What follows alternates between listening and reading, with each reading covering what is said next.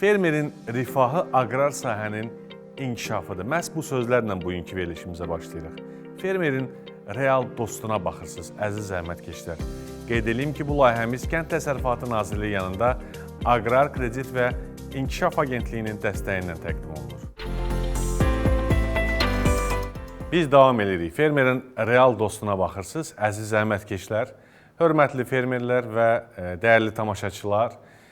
Son günlərdə, son aylarda bizim dilimizə və ümumiyyətlə mətbuatda, mediada və cəmaət arasında ən çox düşən ifadələrdən və adlardan biri var. Söhbət qəhvəyi mərmər bağacığından gedir. Bu haqda dəfələrlə ilə fermerin real dostunda danışmışıq. Bununla bağlı qonaqlarımız olub. Mövzunun aktuallığını nəzərə alaraq, həm də kənd təsərrüfatının ən fəal, ən aktiv dövrünü nəzərə alaraq məhz bu mövzuda yenidən qonaq dəvət eləmişik. Bugün qəhvəyi mərmər bağacığına qarşı mübarizə tədbirlərindən danışırıq. Bu istiqamətdə nə kimi mübarizə yolları var? Hansı maarifləndirmə işləri həyata keçirilir? Bax, bu mövzuda bu və digər sualları cavablandırmaq üçün Kənd Təsərrüfatı Nazirliyinin Aqrar Xidmətlər Agentliyinin Bitki Mühafizəsi və Fumigasiya Mərkəzinin rəisi Ceyhun İbrahimov bizimlə bərabərdir. Ceyhun müəllim, mən sizi salamlayıram.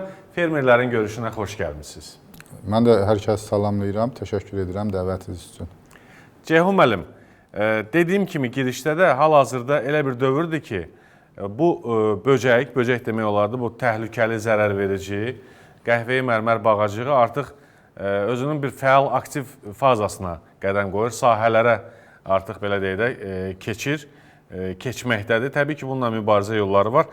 Maraqlıdır, gəlin bundan başlayaq ki, aparılan monitorinqlər, yoxlamalar nəticəsində bax, bu zərərvericinin yayılma arealı hansı ərazilərimizdə, Azərbaycanın hansı bölgələrində qəhvəyi mərmər bağacığı daha çoxdur? Məlumat üçün bildirim ki, qəhvəyi mərmər bağacığına qarşı 2023-cü ildən biz Respublika üzrə fitosanitar tədbirlərə start vermişik. Belə ki, 2022-ci il 30 dekabr Nazirlər Kabineti tərəfindən təsdiqlənmiş qəhvəyi mərmər bağacığına qarşı tədbirlər planı hazırlanıb dövlət tərəfindən və bütün tədbirlər onun əsasında aparılır. Hal-hazırda onu deyə bilərəm ki, Respublikamızın şimal-qərb, qərb və şərq tərəflərində əsasən Zaqatala, Balakən, Qax, Şəkir, Xaçmaz, Quba, Qusar, Şabran, Qazax, Akstafa rayonlarında, Göygöl rayonunda geniş yayılmışdır və ona qarşı da hal-hazırda mübarizə tədbirləri, fitosanitar tədbirlər davam etdirilir. Adını çəkdiyiniz rayonlar, bölgələrimiz daha çox Gürcüstanla təxminən də sərhəd bölgələrdir. Bu ona əsas verməyə, verirmi ki, biz daha çox, baxmayaraq ki, quru yollar bağlıdır, amma müəyyən nəqliyyat axını var, müəyyən yük daşımaları var. Məhz Gürcüstandan keçir bu qəhvəyi mərmər bağacığı bizə. Bəli, qəhvəyi mərmər bağacığının Azərbaycana miqrasiyası Gürcüstan tərəfindən olubdur və biz buna qarşı hər il, düzdür, sərhədlər bağlıdır, ancaq nəqliyyat vasitələri və qatarların hərəkətini nəzərə alaraq 2022-ci ildən Qazax rayonu və Balakən rayonunda sərhəd keçid məntəqələrində dezinfeksiya məntəqələri yaratmışıq və eləcə də Akstafa rayonunun Böyük Kəsik Dəmir Yolu stansiyasında da dezinfeksiya məntəqəsi yaradılaraq Respublikaya daxil olan bütün qatarların hamısı dərmanlanır. İndiyə qədər 2025-ci ildə 36 min nəqliyyat vasitəsi, 22 mində qatarlar dərmanlanaraq Respublikaya daxil olmuşdur. Cəmal, nə dərəcədə effektivdir bu dərmanlama? Tam olaraq onu məhv eləmək mümkündür, yoxsa hansısa bir miqdarını aradan qaldırırsınız? Sadəcə olaraq bitki mühafizə sahəsinin istiqaməti ondan ibarətdir ki, biz çalışırıq ki, qəhvəyi mərmər bağacığının kənd təsərrüfatı bitkilərinə vurduğu ziyanı minimuma endirək və fermerlərimiz, fermer təsərrüfatları bundan çox əziyyət çəkməsinlər. Yeri gəlmişkən, kənd təsərrüfatına ziyanı haqda istəyərdim ki, həm də bir mütəxəssis rəyini bildirəsiniz. Daha çox hansı istiqamətlərə, kənd təsərrüfatının hansı sahələrinə bu qəhvəyi mərmər bağacığının ziyanı var? Qəhvəyi mərmər bağacığı polifak zərərvericidir. 300-ə qədər bitki ilə qidalanır və onun qida rasionuna əsasən fındıq, qarğıdalı, meyvə bitkiləri, taxıl sahələri, bütün yaşıl kütlə, dekorativ bitkilər, meşəlik rasionuna daxildir və yaşıl kütlənin hamısından da qidalanma qabiliyyətinə malikdir. Qəfəyi mərmər bağacığı sorucu aparatına malikdir və o birbaşa bitkinin şirəsi ilə qidalanır.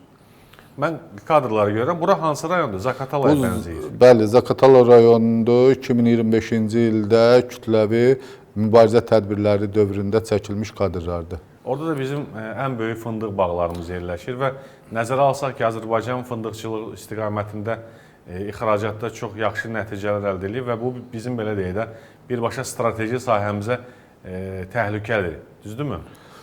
Təbii ki, fındıq strateji bitkidir. Sadəcə olaraq mən buradan həm Balakən, Zaqatala, Qax, eləcə də Xaçmaz istiqamətində fındıq əkən fermerlərə üzümü tutub demək istəyirəm ki, bizim ən böyük problemimiz və qəhvəyi mərmər bağacığının bu qədər artmasının yeganə səbəbi həmin ərazilərdə fındıq bağlarında kimyəvi mübarizə tədbirlərinin aparılmamasıdır. Əgər il ərzində ən azı minimum 2 dəfə kimyəvi mübarizə tədbirləri aparılsa, o qəfəyi mərmər bağacığının bu qədər populyasiyasının çoxalmasının qarşısını alar və eləcə də kənd təsərrüfatı bitkilərinə, eləcə də fındığın məhsuldarlığının artmasına səbəb ola bilər. Cəman, bu kimyəvi mübarizə üsulları görünən bu avtomobillərin üzərindəki qurğular vasitəsilə xüsusi mayyələrin belə deyək də, əraziyə səpilməsindən söhbət gedir də, düzdür? Bu geniş miqyaslı tədbirlərdə bəli, skat tüplü çiləkçilərdən istifadə edirik. Amma həyətyanı sahələrdə xırda 20-25 litrlik arxa çiləkçi aparatlardan istifadə edə bilərlər. Bunu siz özünüz eləyirsiniz, yəni Aqrar Xidmətlər Agentliyi eləyir dövlət hesabına, yoxsa vətəndaş fermer özü etməlidir? Necə olur bu? Onu hər bir şəxs, vətəndaş əgər həyətindədirsə, onu özü həyata keçirtməlidir. Qəfəyi mərmər bağacığına qarşı ən effektiv mübarizə üsulu dünya təcrübəsində də bu qışlama dövründə olan tədbirlərdir. Hansı ki, sentyabr ayının 15-dən sonra açıq sahələrdən, geniş sahələrdən qəfəyi mərmər bağacığı miqrasiya eləyir evlərə, yardımçı təsərrüfatlara, damlara, tövlələrə və hər bir vətəndaş öz evinin çardağını, padvalını, evinin içərisini təmizləməli, baxmalı və mübarizə tədbiri tapdıqları qəfəyi mərmər bağacığını mexaniki üsulla məhv eləməlidir. Yəni, həmin ərazilərdə tapılan qəfəyi mərmər bağacığını pəncərədən, qapıdan tullamaq olmaz, çölə bayratmaq olmaz. Çünki onlar yenə təkrar olaraq evə, çardağa daxil olur. Ona görə də qış dövründə görülən hər bir qəfəyi mərmər bağacığı mexaniki yolla məhv edilməlidir. Kadrlarında görürük, sizin əməkdaşlar da yəqin ki, bölgələrdə maarifləndirmə işlərini həyata keçirirsiniz, məlumatlandırma işlərini həyata keçirirsiniz. Belə bir sual verim, insanlarımız buna necə reaksiya verir? Təhlükənin və bu zərərvericinin ciddiyyətinə inanırlarmı? Yəni, başa düşürlər, anlayırlarmı ki, kifayət qədər böyük ziyandan və kifayət qədər böyük miqyasdan söhbət gedir? Bu illərin payız ayında fındıq yığılan sezonda həqiqətən də fermerlərimiz bir daha şahid oldular ki, qəfəyi mərmər bağacığı kənd təsərrüfatına da, eləcə də fındıqçılıq sahəsinə ciddi ziyan vurur və məhsuldarlığı kifayət qədər aşağı salır. Və bu ildən başlayaraq demək olar ki, fermerlər bizdə daha yaxın, daha dəstək oldular və sentyabr ayından bəri biz geniş miqyaslı mübarizə tədbirlərini evlərdə, çardaqlarda apardıq. Və bizim də ən öndə məsələmiz odur ki, fermerləri, kənd sakinlərini maarifləndirək ki, hər kəs bizə qoşulsun və hər bir tapılan qəfəyi mərmər bağacığının məhvi növbəti ildə təxminən 25-30 min bağacığın məhvi deməkdir. Yaxşı, bu bağacıqların mexaniki üsulla məhv olunmasını bildik, amma bunun daha fərqli formada və ya bioloji mübarizə metodları varmı? Bununla bağlı sizin rəhbər olduğunuz mərkəz hansı elmi araşdırmaları, tədqiqatları həyata keçirilir, maraqlıdır. Dünya təcrübəsində qəfəyi mərmər bağacığına qarşı samuray arısı deyilən paraziyotdan istifadə edirlər. Samuray arısı? Samuray arısı, maraqlıdır. Bəli. Türkiyədə geniş, keçən illərim 2025-ci ildə Türkiyədə 1.200.000 ədəd samuray arısı qəfəy mərmər bağacığı yayılmış ərazilərə Bu buraxılıbdır. samuray bildiyimiz Yapon termini samuraydır. Yəqin ki, Bəli. Bu qəfəyə mərmər bağacıqlarına qarşı bir döyüşkən mövqeyi var da, mücərrət mənada desək, düzdürmü? Bəli, bəli, tamamilə doğrudur. Samuray arısı öz yumurtalarını qəfəy mərmər bağacığının yumurtalarına qoyur və öz orada formalaşaraq qəfəy mərmər bağacığı əvəzinə samuray arısı çıxır. Və Onun isə təbiətə heç bir ziyanı yoxdur. Təbiətə Kənd təsərrüfatına ziyanı yoxdur. Sadəcə olaraq hal-hazırda biz onun üzərində işlər aparırıq. Gəncə şəhərində laboratoriya hazırlanıbdır. Bu ildən biz də samuray arısının istehsalına başlayacağıq və inşallah planlaşdırırıq ki, minimum bir 20.000 civarında samuray arısı yetişdirilərək əsasən Zaqatala, Balakən, Qax istiqamətində hansı ki, kimyəvi mübarizə aparılmayan ərazilərə buraxılsın. Maraqlıdır. Bundan sonra nəticələr yəni daha sürətli baş verəcək. Mübarizə nöqteyi nəzərindən deyirəm. Nə gözləntilərimiz var bununla bağlı? Hal-hazırda bizim apardığımız araşdırmalar nəticəsində məlum olubdur ki, Azərbaycanda da bağacığın bir neçə dənə bioloji obyektləri müəyyənləşdirilib. Sadəcə olaraq onların say miqdarı çox az olduğuna görə bağacığın vurduğu ziyanı neytrallaşdıra bilmirlər. Biz samuray arısının artırılması və sahələrə buraxılması nəticəsində buna nail olmağı fikirləşirik. Çox gözəl. Bu bizim bildiyimiz feromon tələdir, yoxsa bu başqa bir feromon tələ ifadəsi də yadımdadır, ona görə soruşuram. Cəmal, feromon tələlər fərqli bir istiqamətdir deyəsən. Bəli, feromon tələlər iki cür olur. Biri cinsi, biri də yem tələləri. Bizim bağacığa qarşı istifadə etdiyimiz yem tələlərdir, feromon tələlərdir. Onları əsasən aprel ayının 1-dən başlamışıq. Hal-hazırda Proses gedir. Bəli, proses gedir. 80 kənddə 20 rayon üzrə 80 kənddə 2000-ə qədər feromon tələ hal-hazırda asılıbdır və biz o feromon tələni iki məqsəddən asırıq. Həm qəfəy mərmər bağacığının yayılma arealını müəyyənləşdirməkdən ötürü, həm də ki, onlarda biz cəlb et məhv et stansiyası deyilən bir stansiyadır. Bu, dünya təcrübəsində də müəyyənləşdirilibdir. Cəlb et məhv et stansiyası quraşdırılaraq bağacıqların kütləvi toplaşmasına nail oluruq və onların bir mübarizə üsulu kimi məhv eləyirik. Maraqlı gəldi adı cəlb et, məhv et. Yəni o dediyiniz o feromon tələlərə bir xeyli miqdarda cəlb olunur, gəlirlər, hə? Özləri toplaşırlar o zərər vericilər, yoxsa necə? Cəlb et məhv et stansiyası belədir ki, məsələn 1 hektar ərazini biz dərmanlamırıq. Əgər hər hansı bir yerdə varsa, həmin o ərazinin ətrafına stansiya qurulur. Stansiya deyəndə bir feromon tələ əvəzinə 5-10 arası feromon tələ bir yerə asılır və onun cəlb etməsi bir feromon tələdən fərqli olduğuna görə daha çox bağacığı bir ağaca, 2 ağaca toplayır və bizim əməkdaşlar tərəfindən də həftədə bir dəfə monitorinqlər aparılır. Sayı kifayət qədər çox olduqda isə kimyəvi mübarizə tədbirləri ilə məhv olunur. Onun da adı buradan götürülüb ki, əvvəlcə bağacığı həmin ağaca, həmin stansiyaya tərəf cəlb eləyirik, sonra isə kimyəvi mübarizə tədbirlərindən məhv eləyirik. Çox gözəl.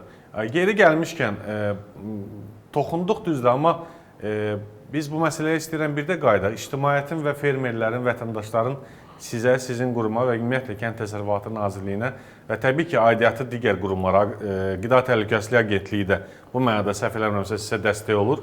Yəni birgə fəaliyyət göstərirsiniz də, düzdürmü? Bəli, bəli. Amma fermerlərin, sıravi insanlarımızın, bax indi hal-hazırda elə bizə fermerin real dostluğunda baxan sıravi vətəndaşlarımızın, yəni kənd yerlərində yaşayan bizim həmvətənlərimizin bu məsələdə necə deyirlər, həm fikir və eyni zamanda həmrəy olmaqları, bu məsələdə sizə dəstək olmaqları çox vacibdir. Səbəb nədir, niyə? Mən bunun üstündə istəyirəm çox dayanam. Çünki kifayət qədər böyük arealda yayılır bu zərər verici və bununla mübarizə aparmağa fiziki olaraq o qədər adam yoxdur ki, yəni o məhv eləsin də. Bu səbəbdən də elə öz sakinlərimiz kimin ki ərazisində bu təhlükə var, bu mübarizədə sizə dəstək olmalıdır. Düzdürmü? Tamamilə doğru deyirsiniz. Mən kənd sakinləri, fermerlərə buradan səslənirəm ki, indiki dövrdə biz yayılan rayonlara Respublika üzrə kifayət qədər feromon tələ göndərmişik. Həmin feromon təlləri bizim yerli bitki mühafizə və fumigasiya mərkəzinin əldə etməklə öz sahələrində asa bilərlər. Əgər kütləvi hal baş verərsə, məlumat verməklə biz orada kimya mübarizə tədbirlərini həyata keçirdə bilərik. Kimə və necə məlumat versinlər?